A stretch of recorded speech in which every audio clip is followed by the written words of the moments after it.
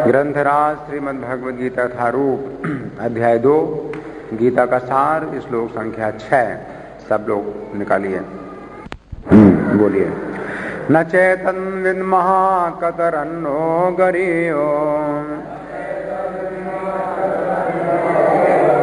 यद्वा जयेम यदि वा नो जयेयुः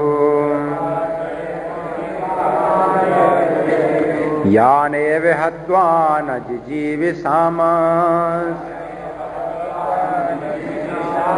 तेव स्थिता प्रमुखे धार्तराष्ट्र।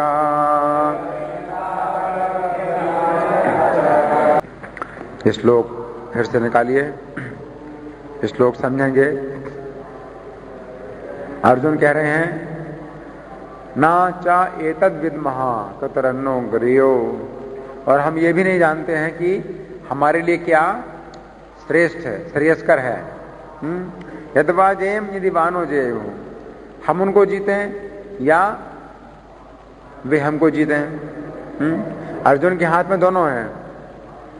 अर्जुन चाहे तो जीत भी सकते हैं, अर्जुन चाहे तो हार भी सकते हैं। जो व्यक्ति जीत सकता है वो हार भी सकता है कि नहीं? जीतने वाला अगर हारना चाहे तो कोई दिक्कत नहीं है ना। तो अर्जुन कह रहे हैं कि लेकिन क्या उचित है हमारे लिए? हम उनको जीतें या वो हमें जीतें? क्यों? कि दोनों तरह से हमारी मौत है। हम दोनों तरह से हमारी मौत है। वो हमको जीतें तो भी हमारी मौत है, हम उनको जीतें तो उनको मार करके भी हम जीना नहीं चाहते हैं। तो दोनों तरफ से हमें मौत दिखाई पड़ रही है। तो फिर अर्जुन कह रहे हैं कि जिनको मार करके हम जीना नहीं चाहते हैं वे हमारे सामने खड़े हैं। ये बहुत बड़ी समस्या है। कोई हल नहीं है इस समस्या का। अब हम सुनेंगे प्रभुपाद जी तात्पर्य में क्या लिखते हैं। श्रील प्रभुपाद की। अर्जुन की समझ में ये नहीं आ रहा था कि वे क्या करें, युद्ध करें और अनावश्यक रक्तपात का कारण बने। यद्यपि क्षत्रिय होने के नाते युद्ध करना उनका धर्म है, या फिर वे युद्ध से विमुख होकर भीख मांगकर जीवन यापन करें। यदि वे शत्रु को जीतते नहीं तो जीविका का एकमात्र साधन भिक्षा ही रह जाता है। फिर जीत भी तो निश्चित नहीं है, क्योंकि कोई भी पक्ष विजयी हो सकता है। यदि उनकी विजय हो भी जाए, क्योंकि उनका पक्ष न्याय पर है, तो भी यदि धृतराष्ट्र के पुत्र मरते हैं तो उनके बिना रह पाना अत्यंत कठिन हो जाएगा। उस दशा में ये उनकी दूसरे प्रकार की हार होगी। अर्जुन द्वारा व्यक्त इस प्रकार के ये विचार सिद्ध करते हैं कि वे न केवल भगवान के महान भक्त थे, अपितु वे अत्यधिक प्रबुद्ध और अपने मन तथा इंद्रियों पर पूर्ण नियंत्रण रखने वाले थे। राज परिवार में जन्म लेकर भी भिक्षा द्वारा जीवित रहने की इच्छा उनकी विरक्ति का दूसरा लक्षण है। ये सारे गुण तथा अपने आध्यात्मिक गुरु श्री कृष्ण के उपदेशों में उनकी श्रद्धा, ये सब मिलकर सूचित करते हैं कि वे सचमुच पुण्यात्मा थे। इस तरह ये निष्कर्ष निकला कि अर्जुन मुक्ति के सर्वथा योग्य थे।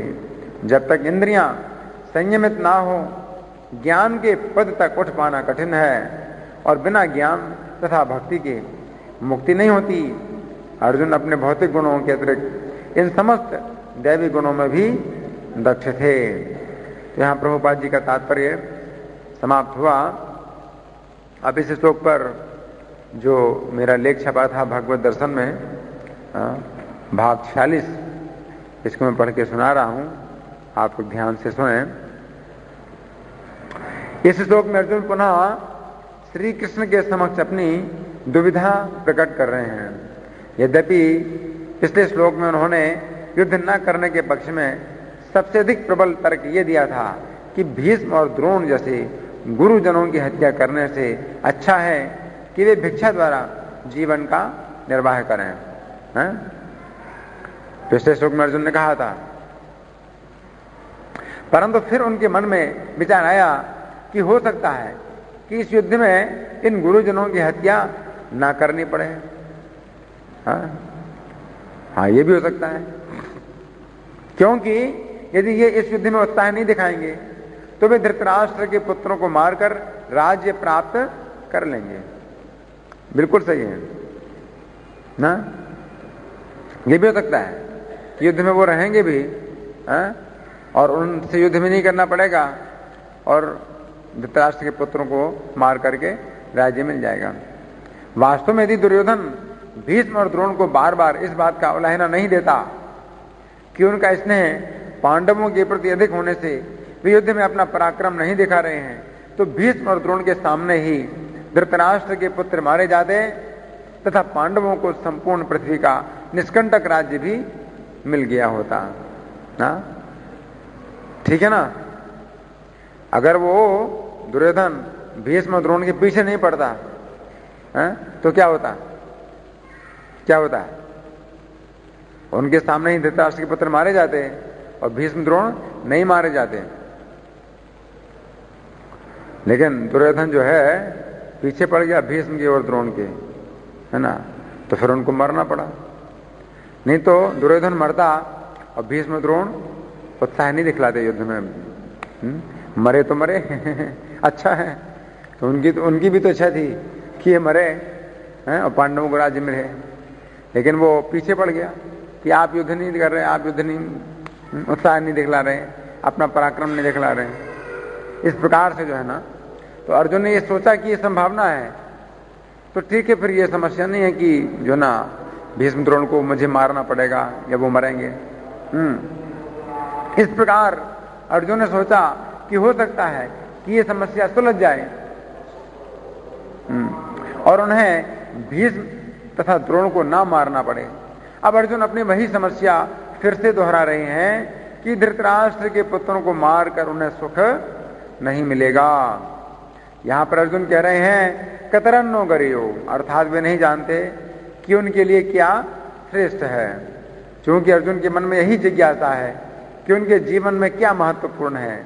इसलिए श्रील प्रभुपाद इस श्लोक के तात्पर्य में लिखते हैं, अर्जुन के द्वारा व्यक्ति इस प्रकार के ये विचार सिद्ध करते हैं कि वे न केवल भगवान के महान भक्त थे, अपितु वे अत्यधिक प्रबुद्ध और अपने मन तथा इंद्रियों पर पूर्ण नियंत्रण रखने वाले थे। क्योंकि अर्जुन अभी भी इसी दुविधा में है कि क्या गरीय मतलब श्रेष्ठ है, कल्याणकारी है ना, अपने कल्याण की चिंता में है अर्जुन। जब तक इंद्रियां संयमित ना हो ज्ञान के पद तक उठ पाना कठिन है। अर्जुन अपने भौतिक गुणों के अतिरिक्त इन समस्त दैवी गुणों में दक्ष थे। श्रीमद् भागवत 11:9-29 में अवधूत ब्राह्मण ने महाराज यदु को उपदेश दिया है। श्रीमद् भागवत के 11वें स्कंद के 9वें अध्याय के 29वें श्लोक में यदु महाराज को उपदेश दिया है। किसने? अवधूत ब्राह्मण ने। लब्ध्वा सुदुर्लभमिदं बहु संभवान्ते मानुष्यमर्थमनित्यमपि यधीरः तूर्णं यतेत न पतेदनु मृत्यु यावन् नेश्रेयसाय विषया खलु सर्वतः स्यात्। अर्थात अनेक जन्मों के पश्चात ये दुर्लभ मानव जीवन मिलता है जो अनित्य होने पर भी मनुष्य को सर्वोच्च सिद्धि प्राप्त करने का अवसर प्रदान करता है। इसलिए धीर मनुष्य को शीघ्र प्रयत्न करना चाहिए जब तक उसका मरणशील शरीर क्षीण होकर नष्ट नहीं हो जाता। इंद्रिय तृप्ति तो सबसे गर्हित योनि में भी प्राप्य है, किंतु कृष्ण भक्ति मनुष्य को ही प्राप्त हो सकती है। यहां पर अर्जुन साक्षात भगवान की संगति में अपने जीवन को सफल करना चाहते हैं, परंतु भगवान की संगति तो प्रत्येक व्यक्ति को नहीं मिलती। तो क्या करना चाहिए ना? शास्त्र कहते हैं कि ऐसी स्थिति में व्यक्ति को साधुओं की संगति करनी चाहिए। इस श्लोक में अर्जुन ये जानना चाहते हैं कि उनका कल्याण किस प्रकार होगा, युद्ध में विजयी होने पर या युद्ध में पराजित होने पर। इस प्रकार हम देखते हैं कि अर्जुन का मन कितना अधिक उनके बस में है। यद्यपि अर्जुन के पास युद्ध में विजय पाने की पूरी सामर्थ्य है, परंतु फिर भी वे सोच रहे हैं कि यदि पराजित होने में उनका कल्याण होता हो तो वे जानबूझकर पराजित होना चाहते हैं। इस प्रकार की घटना श्रीमद् भागवत के चौथे स्कंद में पृथु महाराज के चरित्र में मिलती है। पृथु महाराज भगवान के बहुत बड़े भक्त थे, तो अर्जुन में भी वो गुण है पृथु महाराज के। जिसमें पृथु महाराज ने 100 अश्वमेध यज्ञ करने का व्रत लिया तो इंद्र ने विचार किया कि यदि पृथु महाराज के 100 अश्वमेध यज्ञ पूर्ण हो जाएंगे तो 100 अश्वमेध यज्ञ करने की उसकी कीर्ति नष्ट हो जाएगी। इंद्र को कहते हैं शतक्रतु। शतक्रतु माने जैसे 100 यज्ञ किए हैं, और 100 यज्ञ करने से उसको इंद्र का पद प्राप्त हुआ है। तो इंद्र क्या सोचते हैं, भाई हमारा रिकॉर्ड तोड़ देंगे ये, अगर इन्होंने 100 अश्वमेध यज्ञ कर लिए तो हमारा रिकॉर्ड तो टूट जाएगा, फिर हमारा नाम भी तो फिर शतक्रतु नहीं रहेगा। या हमारे नाम के 2 व्यक्ति हो जाएंगे शतक्रतु, पृथु महाराज को भी शतक्रतु कहा जाएगा, तो मैं अकेला फिर शतक्रतु नहीं कहलाऊंगा। सबको अपने नाम की चिंता है, मेरा नाम किसी दूसरे व्यक्ति को ही मिल जाएगा, ये तो ठीक नहीं है भाई। तो इंद्र को जो ना बहुत परेशानी हुई, कीर्ति नष्ट हो जाएगी मेरी। इसलिए वह 100वें अश्वमेध यज्ञ को पूरा ना होने देने के लिए बार बार किसी न किसी साधु का वेश धारण करके घोड़े को चुरा ले जाता था। किसी भी प्रकार से 100 यज्ञ ना हो, चाहे जो कुछ भी हो जाए। तो इंद्र जो है ना इस बात की बहुत चिंता कर रहा है, तो चुराता है, घोड़े को चुराता है। उस समय जब पृथु महाराज ने इंद्र को मार डालने का निश्चय कर लिया तो ब्रह्मा जी ने आकर पृथु महाराज को शिक्षा दी कि वे इंद्र को ना मारे। पृथु महाराज के पास पूरी शक्ति है ना, लेकिन वो शक्ति उनके अधिकार में है, उनका मन उनके बस में है, भक्त हैं, इसलिए वे अपनी शक्ति का जो ना भगवान की सेवा में उपयोग करते हैं, और जहां आवश्यकता नहीं है तो शक्ति का प्रयोग नहीं करते हैं। तो ब्रह्मा जी ने आकर के पृथु महाराज को शिक्षा दी कि वे इंद्र को ना मारे। क्योंकि पृथु महाराज भगवान के महान भक्त थे, इसलिए उन्होंने उस 100वें यज्ञ को बंद कर दिया ताकि इंद्र आगे अधर्म ना करे। इंद्र अधर्म करता जा रहा है, उसका धर्म बढ़ता जा रहा है, इसलिए अच्छा है, ठीक है 100 अश्वमेध यज्ञ ना हो तो ना हो, ठीक है, मुझे नाम नहीं चाहिए। नहीं तो 99 का चक्कर जानते हो, बड़ा खराब होता है 99 का चक्कर, है कि? तो 99 यज्ञ किए उन्होंने, 100 यज्ञ पूरे नहीं किए, चलो ठीक है जाने दो। 100 अश्वमेध यज्ञ करने का उन्होंने व्रत लिया था और 99 यज्ञ पूरे हो गए। जानते 99 यज्ञ कितना समय में पूरे हुए? एक अश्वमेध यज्ञ पूरा करने में कितना समय लगता है? 1 साल। वो जो घोड़ा है, अश्वमेध यज्ञ का जो घोड़ा है, वो पूरी पृथ्वी में विचरण करता है, उसके पीछे सेना सब राजाओं से युद्ध करती है, सब राजाओं को परास्त करती है, जो भी राजा उस घोड़े को पकड़े तब यज्ञ पूरा होता है। तो 99 यज्ञ इस प्रकार से पूरे कर लिए 99 साल में है?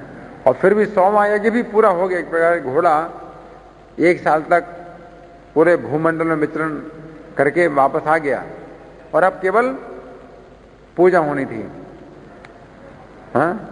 सोचो, तो 100 साल तो उन्होंने पूरे कर लिए, लेकिन तो अभी 100 यज्ञ पूरे नहीं हुए। तो कितना मतलब किसी व्यक्ति को दुख लगेगा, है कि नहीं?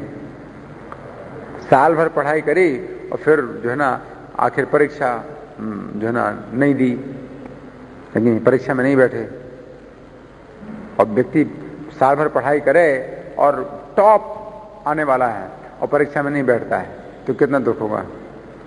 वो टॉप आने वाला है पूरे विश्वविद्यालय में, वो जो टॉप होने वाला है, और वो जो ना परीक्षा में ना बैठे, तो कितना दुख होगा। तो पृथु महाराज ने जो है सौम्य यज्ञ को करने में कोई दिक्कत नहीं थी, केवल घोड़ा था और घोड़े का पूजन होना था और कुछ इस प्रकार से मंत्रोच्चारण होने थे, आहुतियां होनी थी और बस 100 यज्ञ पूरे हो गए होते। 99 यज्ञ पूरे हो गए, 100वां यज्ञ भी 1 साल लग गया 100वें यज्ञ में भी, लेकिन ठीक है बंद कर दिया। पृथु महाराज के त्याग से प्रसन्न होकर भगवान विष्णु साक्षात उनके समक्ष प्रकट हुए।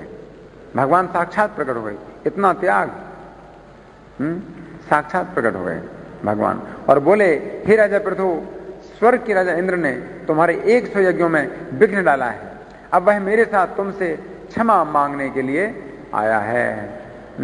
अब देखो पृथु महाराज ने यज्ञ बंद कर दिया तो भगवान प्रसन्न हुए, जबकि भगवान यज्ञ से प्रसन्न होते हैं।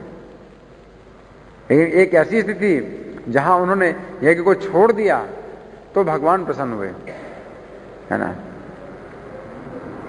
और इंद्र को साथ में लाए पृथु महाराज से क्षमा मांगने के लिए। अतः उसे क्षमा कर दो, भगवान कहते हैं, इंद्र को तुम क्षमा कर दो। इस प्रकार महाराज पृथु ने भगवान के आदेश को सिरोधार्य किया। राजा इंद्र अपने कार्यों से अत्यंत लज्जित हुआ। भगवान उसको लेकर के आए, नहीं तो उसकी हिम्मत थोड़ी थी आने की पृथु महाराज के सामने। अत्यंत लज्जित हुआ और राजा पृथु के चरण कमलों का स्पर्श पाने के लिए उनके समक्ष गिर पड़ा। किंतु पृथु महाराज ने अत्यंत हर्षातिरेक में उसे तुरंत हृदय से लगा लिया और यज्ञ के अश्व को चुराने के कारण उत्पन्न समस्त ईर्ष्या त्याग दी। उन्हें गुस्सा नहीं आया कि अब अभी माफी मांग रहा है, और कितने बार तो यज्ञ को चुरा रहा था तुम। नहीं, भगवान प्रस्थान करने ही वाले थे, किंतु वे राजा पृथु के चरित्र से इतने अधिक प्रसन्न थे कि वे गए नहीं। देखो भगवान यहां थोड़ी आते हैं पृथ्वी में, बैकुंठ के जो भगवान हैं वो पृथ्वी में आए, पृथु महाराज के कारण आए, और अभी भी जा नहीं रहे हैं। क्यों? पृथु महाराज के कारण। बहुत प्रसन्न है पृथु के चरित्र से। अपने कमल जैसे नेत्रों से महाराज पृथु के आचरण को देखकर वे रुक गए, भगवान रुक गए, क्योंकि वे अपने भक्तों के हितैषी हैं। इस प्रकार हम देखते हैं कि पृथु महाराज के समान ही अर्जुन के अंदर त्याग की भावना है। अर्जुन में किस भक्त का गुण नहीं है? सभी भक्तों के सब गुण अर्जुन के अंदर हैं, परंतु यहां पर स्थिति दूसरी है। जिस प्रकार इंद्र अपने अपराधों के कारण लज्जित था तथा क्षमा मांगने के लिए पृथु महाराज के चरणों पर गिर पड़ा, उस प्रकार धृतराष्ट्र के पुत्र नहीं है, धृतराष्ट्र के पुत्र नहीं है। जिस प्रकार भगवान ने इंद्र को अवसर दिया कि वह पृथु महाराज के निकट आकर क्षमा याचना करे, उसी प्रकार भगवान धृतराष्ट्र के पुत्रों को भी समझाने के लिए गए थे, परंतु उन्होंने भगवान की बात नहीं मानी। तो यह अंतर, देवता असुर में अंतर यह है। देवता भी अपराध करते हैं, असुर भी अपराध करता है, लेकिन देवता जो है क्षमा मांगने के लिए तैयार हो जाता है, असुर क्षमा मांगने के लिए तैयार नहीं होगा। कट जाता है लेकिन झुकता नहीं है। परंतु उन्होंने भगवान की बात नहीं मानी, बल्कि भगवान को बंदी बनाने का प्रयास किया, और अपराध के ऊपर और अपराध। चोरी, कहते हैं चोरी की चोरी, ऊपर से सीना चोरी, है ना, और भगवान को बंदी बनाने का प्रयास किया। अतः अर्जुन के लिए उचित नहीं है कि वे धृतराष्ट्र के पुत्रों को इस प्रकार अपराध करने का अवसर दें। जितना जिंदा रहेंगे उतना ही अपराध करते रहेंगे। जहां तक युद्ध में पराजित होने की बात है, श्री कृष्ण भी ब्राह्मणों के जीवन की रक्षा करने के लिए जरासंध के सामने युद्ध में जानबूझकर पराजित हुए थे। अर्जुन भी कह रहे हैं कि हम पराजित होने में अगर कल्याण है तो हम पराजित हो जाएंगे। तो भगवान कृष्ण भी जरासंध के सामने पराजित हुए, क्यों? जानबूझ के पराजित हुए। क्यों? ब्राह्मणों के जीवन की रक्षा करने के लिए। भगवान है ना, तो जब देखते हैं भगवान की अच्छा परिणाम हारने में है तो भगवान हारने के लिए तैयार रहते हैं। जब 17 बार उसकी 23 अक्षौणी सेनाएं श्री कृष्ण के द्वारा मारी गईं, तो 18वीं बार मथुरा में आक्रमण करने के लिए उसने मुहूर्त बताने वाले ब्राह्मणों को बुलवाकर कहा, हे ब्राह्मणों, यदि इस बार के युद्ध में श्री कृष्ण को पराजित करके लौटूंगा तो मैं सदा आप लोगों की विधिवत पूजा करूंगा और आपके चरणों के आश्रित रहूंगा। मुहूर्त बताओ, किस मुहूर्त में हम निकले हैं कृष्ण को पराजित करने के लिए? तो वो मुहूर्त बताओ तुम लोग। अगर कृष्ण को पराजित किया तो तुम्हारी पूजा करूंगा, जीवन भर तुम्हारे चरणों के आश्रित रहूंगा। तब तक आप लोग मेरे कारागार में रहो। कारागार में बंद कर दिया ब्राह्मणों को कि मुहूर्त बताओ तुम और हम कृष्ण को पराजित करने जा रहे हैं, तब तक कारागार में रहो। अगर जीत गए, कृष्ण को हरा दिया, तो जीवन भर आपके चरणों की पूजा करूंगा और आश्रित रहूंगा आपके। यदि हार कर लौटा तो आप सबको मार डालूंगा। ब्राह्मणों को उसने कह दिया, इसमें संदेह नहीं है। इस प्रकार ब्राह्मणों के जीवन की रक्षा करने के लिए श्री कृष्ण साधारण मनुष्यों जैसा आचरण करते हुए अपनी मथुरा नगरी को छोड़कर भयभीत होकर भागने लगे। कितना त्याग है। तो अर्जुन भी इसी प्रकार का त्याग प्रकट कर रहे हैं। इस प्रकार ब्राह्मणों के जीवन, दोनों भाइयों को पैदल भागते देखकर जरासंध बहुत हंसा। अब वो हंस रहा है, लेकिन भगवान फिर भी उसकी हंसी को भी सहन कर रहे हैं कि हंस ले तू, जितना हंसना हंस ले। इस प्रकार हम देखते हैं कि ब्राह्मणों की रक्षा करने के लिए श्री कृष्ण ने जरासंध की सेना को देखकर भयभीत होना स्वीकार कर लिया, जबकि वे केवल अपनी भौं के इशारे से ही संपूर्ण सृष्टि का विनाश कर सकते हैं। कृष्ण बिना प्रयास के ही अपनी भौं के इशारे से ही पूरी सृष्टि का विनाश कर सकते हैं कृष्ण। अब इस श्लोक की अंतिम 2 पंक्तियों में अर्जुन कह रहे हैं कि धृतराष्ट्र के पुत्रों को मारकर वे जिंदा नहीं रहना चाहते हैं। इस बात से पता चलता है कि अर्जुन यहां पर धृतराष्ट्र के विषय में विचार कर रहे हैं। अर्जुन ने कहा, तेवस्ता प्रमुखे धार्तराष्ट्रा, धृतराष्ट्र के विषय में विचार कर रहे हैं अर्जुन। क्या? अर्जुन की धृतराष्ट्र के प्रति अत्यंत सम्मान की भावना है। पांडु के बड़े भाई होने के कारण धृतराष्ट्र अर्जुन के पिता के समान हैं। अर्जुन सोच रहे हैं कि धृतराष्ट्र के पुत्रों की मृत्यु होने से धृतराष्ट्र का जीवन शोक पूर्ण हो जाएगा। यद्यपि धृतराष्ट्र ने अपने पुत्र दुर्योधन के साथ पांडवों को मार डालने के लिए अनेक उपाय किए हैं, परंतु फिर भी अर्जुन की धृतराष्ट्र के प्रति सम्मान की भावना है। ये भी अर्जुन का देखो कितना बड़ा गुण है।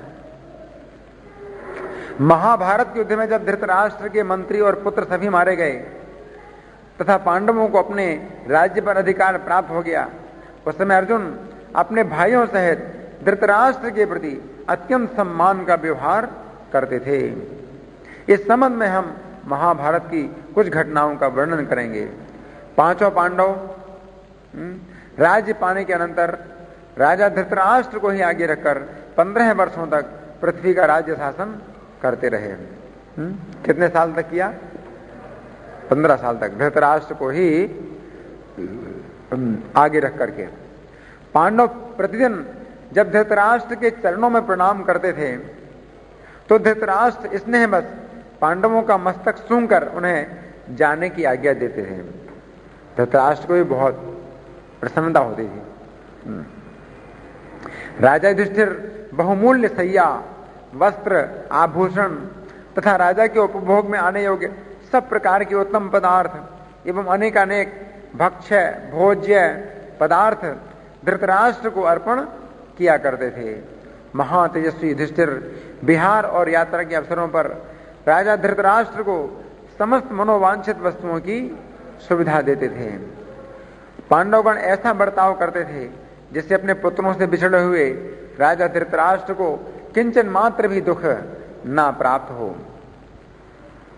उन्हें सदा इस बात की चिंता बनी रहती थी कि पुत्र पौत्रों के वध से पीड़ित हुए बूढ़े राजा धृतराष्ट्र हमारी ओर से शोक पाकर कहीं अपने प्राण ना त्याग दें। पांडवों को ये चिंता रहती थी, है ना। अपने पुत्रों की जीवित अवस्था में धृतराष्ट्र को जितने सुख और भोग प्राप्त थे वे अभी उन्हें मिलते रहे, इसके लिए पांडवों ने पूरी व्यवस्था की थी। धृतराष्ट्र भी उन सबको परम विनीत, अपनी आज्ञा के अनुसार चलने वाले और शिष्य भाव से सेवा में संलग्न जानकर पिता की भांति उनसे स्नेह करते थे। उनके उस बर्ताव से राजा धृतराष्ट्र सदा प्रसन्न रहते और अपने उस मंद बुद्धि दुर्योधन को याद करके पछताया करते थे। क्या धृतराष्ट्र क्या सोचते थे दुर्योधन को के बारे में? क्या सोचते थे? मंद बुद्धि, कि अगर इनके साथ में मित्रता करता तो कितना सुखी रहता, कितना मूर्ख था, इनसे लड़ाई करके मर गया। अगर इनके साथ में दोस्ती करता तो कितना सुखी होता दुर्योधन भी। धृतराष्ट्र सोच रहे हैं कि हमने इनको सब प्रकार से संकट दिए, लेकिन तो भी ये हमारी इतनी सेवा कर रहे हैं, है ना। राजा धृतराष्ट्र को पांडवों के बर्ताव से जितनी प्रसन्नता होती थी उतनी उत्कृष्ट प्रीति उन्हें अपने पुत्रों से कभी प्राप्त नहीं हुई थी। उनके पुत्रों ने भी इतनी सेवा नहीं की।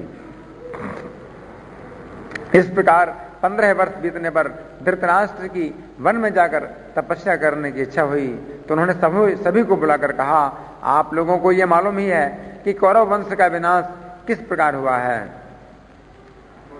सब लोग इस बात को जानते हैं कि मेरे ही अपराध से सारा अनर्थ हुआ है। दुर्योधन की बुद्धि में दुष्टता भरी थी तो भी मुझ मूर्ख ने उसे राज सिंहासन पर अभिषिक्त कर दिया। धृतराष्ट्र कह रहे हैं, मैंने वसुदेव नंदन भगवान श्री कृष्ण की अर्थ भरी बातें नहीं सुनी। विदुर, भीष्म, द्रोण, कृपाचार्य, महात्मा व्यास, संजय और गांधारी देवी ने भी मुझे पग पग पर उचित सलाह दी, किंतु मैंने किसी की बात नहीं मानी। ये भूल मुझे सदा संताप देती रहती है। ये पांचों पांडव गुणवान हैं, तथापि उनके बाप दादों की यह संपत्ति भी मैंने उन्हें नहीं दी। भगवान श्री कृष्ण ने भी यही परम कल्याणकारी माना कि मैं पांडवों का राज्य उन्हें लौटा दूं, परंतु मैंने वैसा नहीं किया। इस तरह की हजारों भूलें मेरे हृदय में कांटों के समान कसक रही हैं। अब मैं इस पाप की शुद्धि के लिए गांधारी देवी के साथ वन में तप करना चाहता हूं। धृतराष्ट्र की इस बात से युधिष्ठिर आदि पांडव अत्यंत दुखी थे। तब व्यास जी उस स्थान पर आए तथा पांडवों को समझाते हुए बोले, महाबाहु भरतनंदन, राजा धृतराष्ट्र बूढ़े हो गए हैं और अंतिम अवस्था में स्थित हैं, अतः तुम इन्हें वन में जाने की अनुमति दो, क्योंकि अब इनके तप करने का समय आया है। इस प्रकार युधिष्ठिर से वन में जाने की अनुमति मिलने पर धृतराष्ट्र ने अपने महल में नगर के वासियों को बुलाकर कहा, सज्जनों, युधिष्ठिर के राज्य में मुझे बड़ा सुख मिला है। मैं समझता हूं कि दुर्योधन के राज्य से भी बढ़कर सुख मुझे प्राप्त हुआ। एक तो मैं जन्म का अंधा हूं, दूसरे बूढ़ा हो गया हूं, तीसरे मेरे सभी पुत्र मारे गए हैं। इसलिए अब आप लोग मुझे वन में जाने की अनुमति दें। मैं इन राजा युधिष्ठिर को धरोहर के रूप में आप सब लोगों के हाथ सौंप रहा हूं और आप लोगों को भी इन वीर नरेश के हाथ में धरोहर की भांति दे रहा हूं। कितना अच्छा बोला। इनको सौंप रहा हूं तुम्हारे हाथ में और तुमको सौंप रहा हूं इनके हाथ में। प्रजाजनों से इस प्रकार कहकर तथा उनकी सद्भावना प्राप्त कर धृतराष्ट्र ने वनवास की दीक्षा ले ली। नहीं तो लोग यही भी सोचते कि पांडवों के द्वारा दुख पाकर के धृतराष्ट्र चले गए जंगल में। ये धृतराष्ट्र ने जो है ना सब बात स्पष्ट कर दी कि मैं दुखी होकर के नहीं जा रहा हूं, बहुत प्रसन्न होकर के जा रहा हूं वन में। इसके बाद उनकी इच्छा थी कि भीष्म, द्रोण, सोमदत्त, बहाली और युद्ध में मारे गए अपने पुत्रों का श्राद्ध करें। इसके लिए कुछ धन लेने के लिए जब उन्होंने विदुर जी को युधिष्ठिर के महल में भेजा तो भीमसेन ने दुर्योधन के अत्याचारों का स्मरण करते हुए जब धन देने से इनकार कर दिया तो अर्जुन ने भीमसेन से कहा, भीमसेन को बहुत नाराजी थी धृतराष्ट्र से। अर्जुन ने भीमसेन से कहा, भाई राजा धृतराष्ट्र हमारे ताऊ तथा वृद्ध पुरुष हैं, इस समय वे वनवास की दीक्षा ले चुके हैं और जाने के पहले वे भीष्म आदि समस्त सुहृदों का श्राद्ध करना चाहते हैं, अतः आपको इस कार्य में धन देने की स्वीकृति दे देनी चाहिए। सौभाग्य की बात है कि आज राजा धृतराष्ट्र हम लोगों से धन की याचना करते हैं। समय का उलट फेर तो देखिए, पहले हम लोग जिनसे याचना करते थे वही आज हमसे याचना करते हैं। महाबाहो, उनकी याचना ठुकरा देने से बढ़कर हमारे लिए और कोई कलंक की बात ना होगी। कौन कह रहा है? अर्जुन। किससे कह रहे हैं? भीमसेन से कह रहे हैं। उन्हें धन ना देने से हमें बहुत बड़ा अधर्म लगेगा।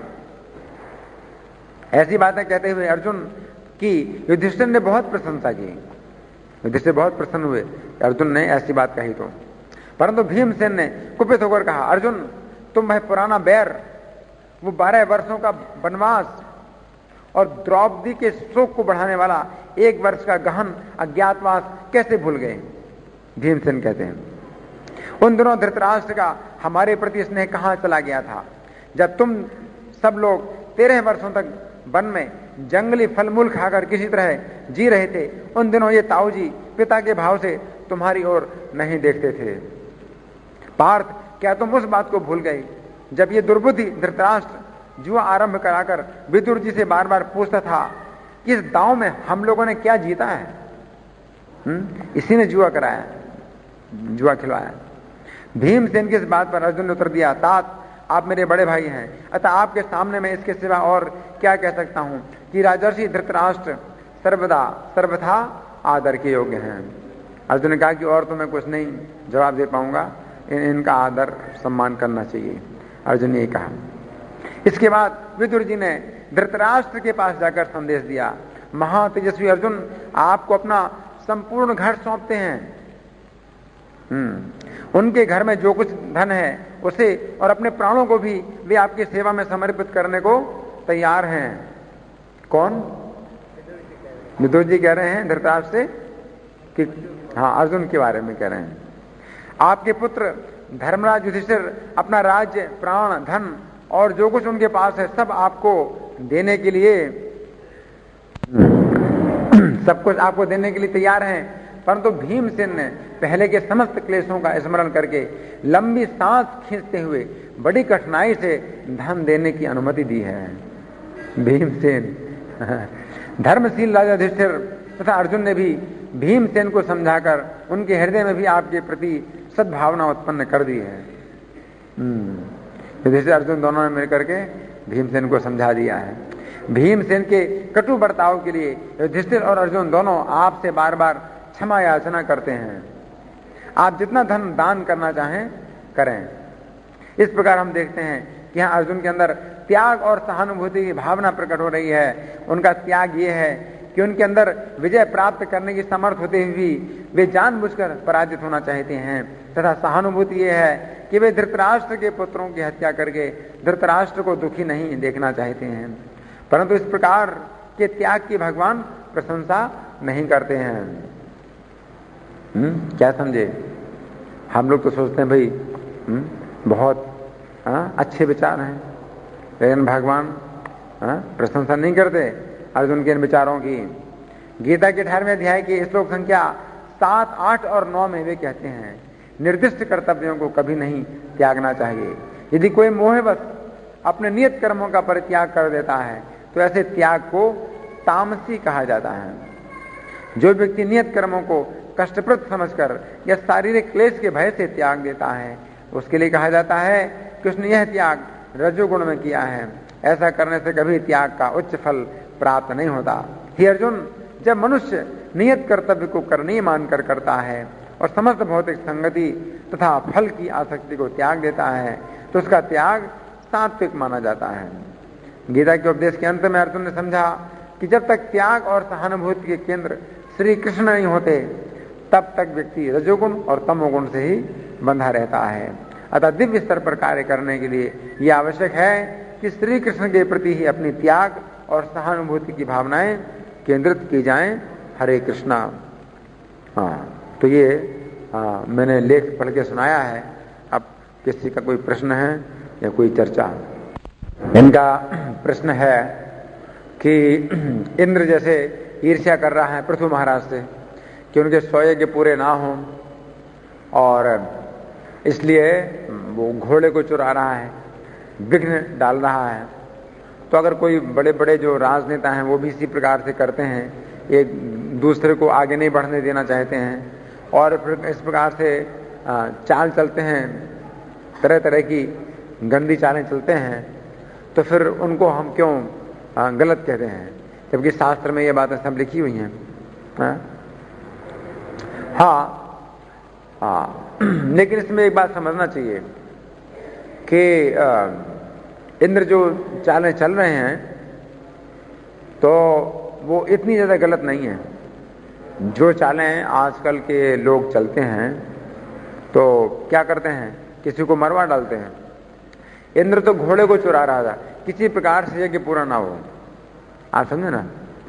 तो इतना ज्यादा अपराध तो नहीं था, हालांकि अपराध था, लेकिन इंद्र का इतना ज्यादा अपराध नहीं था। किसी प्रकार से वो घोड़े को चुरा रहे थे, है ना, कि बस कम से कम ये ना हो, है ना। लेकिन आजकल तो क्या होता है, राजनीति में क्या होता है, जान से मरवा डालते हैं, है कि नहीं। तो इंदिरा गांधी को जान से मरना पड़ा, राजीव गांधी को जान से मरना पड़ा, है ना। तो केवल इतनी नहीं है कि भाई किसी का पैर खींचे वो, बहुत ज्यादा ये सब चीजें हैं। हालांकि इंद्र का ये अपराध तो था और इस प्रकार से इनको कर्मबंधन भोगना पड़ता है। अगर शास्त्र में बताया गया है कि भाई इंद्र ऐसा कर रहा है तो साथ साथ ये भी बताया जाता है कि फिर इसका कर्मफल भी उसने भोगा, है कि नहीं। तो इंद्र के जो चरित्र हैं कोई ऐसे नहीं है कि वो जो है आदर्श चरित्र हो किसी का। इसके अलावा ये भी एक कारण है कि इंद्र को भोग ऐश्वर्य इतना ज्यादा प्राप्त है, भोग ऐश्वर्य इतना ज्यादा प्राप्त है कि कोई व्यक्ति जो है ना इससे बिगड़ सकता है। इस भौतिक संसार में ऐसी स्थिति किसी की नहीं है। इस भौतिक संसार में कोई बड़े से बड़ा जो धनी व्यक्ति है उसके भी जीवन में कई कई प्रकार के दुख मिलते रहते हैं, है ना। लेकिन वहां स्वर्ग में इंद्र को जो है इतने भोग ऐश्वर्य प्राप्त हैं और कोई बाधा भी नहीं है। इस भौतिक संसार में नहीं हो सकता ऐसा, आप समझो ना। तो अगर उसको अगर इस बात का घमंड हो और जो है उसका ज्ञान ढक जाए तो कोई आश्चर्य नहीं है। तो इसलिए इंद्र के कई जो है ना कार्य हैं जिनको कि भगवान क्षमा करते रहते हैं, क्योंकि अगर इंद्र की जगह कोई और व्यक्ति हो, असुर हो, तो वो तो और ज्यादा मतलब कोई वर्णन नहीं किया जा सकता कि कितना अपराध करेगा वो इंद्र के स्थान पर। इसलिए भी भगवान जो है उसको सहन कर लेते हैं या कई मामलों में क्षमा कर देते हैं और कई बार फिर इंद्र को दंड देते हैं, थोड़ा दंड देते हैं, ज्यादा दंड देते हैं, तो करते हैं। इंद्र ने जो है पूरे ब्रजवासियों को मार डालने के लिए, सब गवों को मार डालने के लिए वर्षा कराई, है कि नहीं। तो फिर बाद में इंद्र ने क्षमा याचना की भगवान से, तो क्षमा कर दिया। लेकिन जो असुर हैं उनमें अंतर ये होता है, देवता असुर में अंतर यही होता है कि असुर जो है ना झुकेंगे नहीं। उनका क्या सिद्धांत है, सर कटा सकते हैं पर लेकिन सर झुका सकते नहीं। वो सर कटा लेंगे लेकिन सर नहीं झुकाएंगे, है कि नहीं। तो ये समस्या होती है असुरों के साथ में। धृतराष्ट्र के पुत्रों को भी जो है ना अवसर मिला, काफी अवसर मिला कि क्षमा मांग लें, लेकिन नहीं, वो क्षमा नहीं मांगने के लिए तैयार है। हाँ, परमानंद केशव प्रभु का प्रश्न है कि श्रीमद् भागवत के अनुसार धृतराष्ट्र को विदुर जी ले गए और रातों रात जो है ना छिप करके विदुर जी को ले गए, विदुर जी ले गए धृतराष्ट्र को लेकिन यहां पर यह बताया गया कि धृतराष्ट्र ने स्वयं जो है प्रजाजनों से भी अनुमति ली और युधिष्ठिर महाराज से अनुमति ली और वनवास की दीक्षा ली और मतलब बहुत कुछ बातें हुई। धृतराष्ट्र जब वन में गए तो इसको कैसे समझें? जो मैंने बताया ये घटना, ये महाभारत की है घटना, और जो आप बता रहे हैं वो श्रीमद् भागवत की घटना है। तो महाभारत की घटनाओं में और श्रीमद् भागवत की घटनाओं में कई बार जो है अंतर होता है। इस अंतर को स्पष्ट करने के लिए जीव गोस्वामी बताते हैं कि कल्प भेद के कारण ये अंतर होता है। श्रीमद् भागवत में जो बताई गई घटनाएं ये 5000 साल पहले जो हुआ था वो घटनाएं हैं, और महाभारत में जो घटनाएं बताई गई हैं वो कुछ ऐसी भी घटनाएं हैं जो और दूसरे कल्पों में हुई हैं। तो इस तरह से जो है अंतर होता है। इसके साथ साथ कृष्ण का चरित्र भी जो है ना प्रत्येक पुराण में मिलता है, और कई बार तो ऐसे अंतर मिलते हैं कि आप समझ ही नहीं सकते। अगर ऐसा हुआ तो फिर वैसा कैसे हुआ? तो बहुत जो है ना अंतर है। राम का चरित्र भी जो है ना सब पुराणों में मिलता है और सब में कुछ ना कुछ अंतर है, और कई बार ऐसा अंतर है कि बिल्कुल परस्पर विरोधी बातें होती हैं। अगर आप इसको मानोगे तो फिर वो हो ही नहीं सकता, वैसा नहीं हो सकता, है ना। तो इसका जो है ना मतलब इसमें कुछ संदेह करने की बात नहीं है, क्योंकि कल्प भेद से मैंने बताया कल्प भेद, प्रत्येक कल्प में, कल्प समझते क्या होता है? ब्रह्मा का एक दिन। तो ब्रह्मा के एक दिन में मतलब हर बार कृष्ण का अवतार होता है, और जब कृष्ण का अवतार होता है तो तरह तरह से मतलब लीलाएं होती हैं, आप समझे ना। तो इसलिए उसमें कोई संदेह नहीं करना चाहिए। और कोई प्रश्न किसी का? इनका प्रश्न है कि नियत कर्म को त्याग करके कोई व्यक्ति अगर भगवान की भक्ति में लग जाए तो फिर उसमें अपराध नहीं है? हाँ, उसमें अपराध नहीं है। श्रीमद् भागवत में एक श्लोक है कि अपने स्वधर्म को त्याग करके, तो कोई व्यक्ति अगर अपने स्वधर्म का त्याग करके अगर भगवान के चरण कमलों का भजन करे, है ना, और उससे अगर गिर भी जाए, कृष्ण के भजन से अगर गिर भी जाए, तो भी उसका क्या नुकसान है? को वार्थ आप तो अभजताम स्वधर्मता है। लेकिन अगर जो है ना भगवान के चरणों का भजन ना करे तो स्वधर्म का पालन करने से भी क्या लाभ? मतलब यही है कि जो नियत कर्म है या स्वधर्म है, इनका पालन करने का जो फल है वो क्या है? कि कृष्ण के चरण कमलों में श्रद्धा पैदा हो, है ना। तो सब कुछ जो है मतलब इसीलिए होता है कि कृष्ण की शरण ली जाए। इसलिए कृष्ण कहते हैं सर्वधर्मान परित्यज्य मामेकं शरणं व्रज, सब धर्मों को त्याग करके एक मेरी शरण में आओ। अहम तो सर्व पापेभ्यो मोक्षयिष्यामि मा शुचः, मैं तुम्हें सब पापों से मुक्त करूंगा, तुम शोक मत करो, है ना। तो पाप का मतलब यही है कि आप अपने धर्म का त्याग कर रहे हैं। तो एक पागलपन अगर किसी के अंदर आ जाए इस प्रकार का कि मुझे कृष्ण से मिलना है, कृष्ण का दर्शन करना है ना, तो फिर उसके लिए कोई भी कर्तव्य नहीं है। तस्य कार्यं न विद्यते, भगवान कहते हैं चैतन्य महाप्रभु बिल्कुल पागल हो गए कृष्ण के लिए, हैं। तो जवान पत्नी और बूढ़ी माँ और उनकी कोई देखभाल करने वाला नहीं, लेकिन सन्यास ले लिया और जो ना भाग गए घर छोड़ करके। रात में जो ना आधी रात में वो अपनी सोती हुई पत्नी और माँ को छोड़ करके चले गए, है ना। तो ये दिखलाया उन्होंने। लेकिन अगर कोई व्यक्ति फिर इंद्रिय तृप्ति करने के लिए छोड़ देता है अपनी माँ को, पत्नी को, और इंद्रिय तृप्ति करता है, तो फिर उसको तो पाप लगेगा, ठीक है ना। लेकिन अगर कृष्ण की प्राप्ति के लिए अगर वो पूरी दुनिया को भी छोड़ दे, है ना, तो कोई भी उसको पाप नहीं लग सकता है ना। लेकिन कोई व्यक्ति घर छोड़ करके आ जाए, यहाँ मंदिर में रहे, है ना, और फिर मंदिर के नियमों का पालन ना करे और इंद्रिय तृप्ति करे, तो फिर तो वो जो ना मिथ्याचारी है कि नहीं। तो ये चीज नहीं होना चाहिए कि फिर जो ना इधर के रहे ना उधर के रहे, है ना। अगर इधर पूरी तरह से अगर लग जाए कोई व्यक्ति कृष्ण के चरणों में, अपने मन को पूरी तरह से लगा ले, तो फिर उसके लिए फिर कोई भी कर्तव्य नहीं होता है ना। और भगवान भी कहते हैं योग क्षेमम वहाम्यहम्, उसकी योग और क्षेम मैं पूरा करूंगा, उसका योग क्षेम पूरा करूंगा। तो उसके जितने भी कर्तव्य हैं वो सब मैं पूरा करूंगा। तो फिर भगवान क्यों नहीं पालन करेंगे उसके कर्तव्य का? जो उस पर आश्रित हैं तो भगवान क्यों नहीं उनकी देखभाल करेंगे, है ना?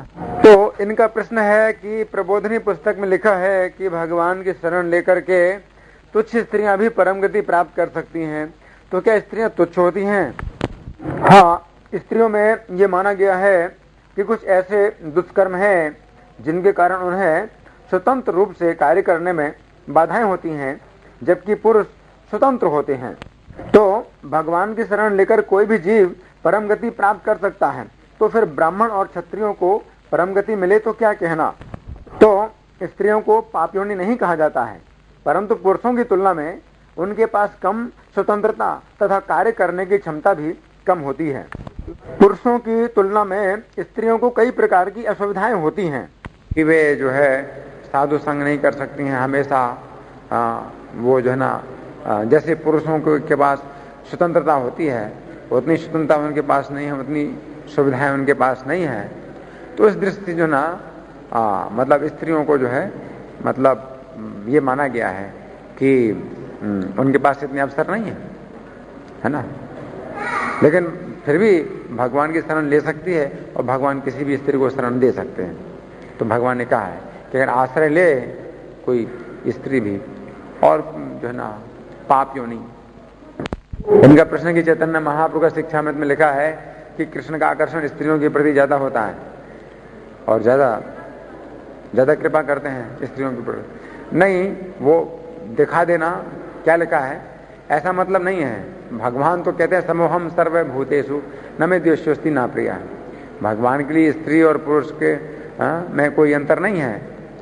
ये भजन तो माम भक्तिया मयि ते तेषु चापे। हम जो भक्ति से मेरा भजन करें तो जो ना मैं उनका हूं वे मेरे हैं, तो इससे कोई अंतर नहीं पड़ता है, कोई स्त्री हो या जो ना कोई पुरुष हो। भगवान के लिए इन चीजों का कोई अंतर नहीं है। ये तो स्त्री है पुरुष, ये तो भौतिक शरीर में लिपटा हुआ जीव है, ठीक है ना?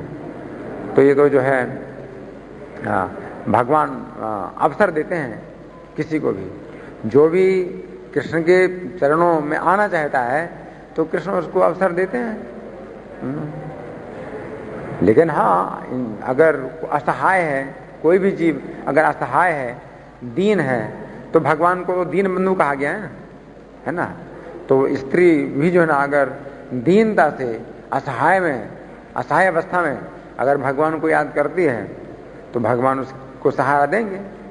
तो स्त्रियों में जो है कई मामलों में ऐसे बंधन होते हैं और मजबूरियां होती हैं कि वो आगे नहीं बढ़ पाती हैं पुरुषों की जगह। तो भगवान स्वाभाविक है कि वो सहारा देंगे और कृपा करेंगे, है ना? लेकिन एक बालक भी हो सकता है, एक बच्चा भी जो है ना, जैसे ध्रुव महाराज हैं तो उन पर भगवान कितनी कृपा कर रहे हैं, है ना? तो स्त्री है, बालक है, वृद्ध है कि नहीं?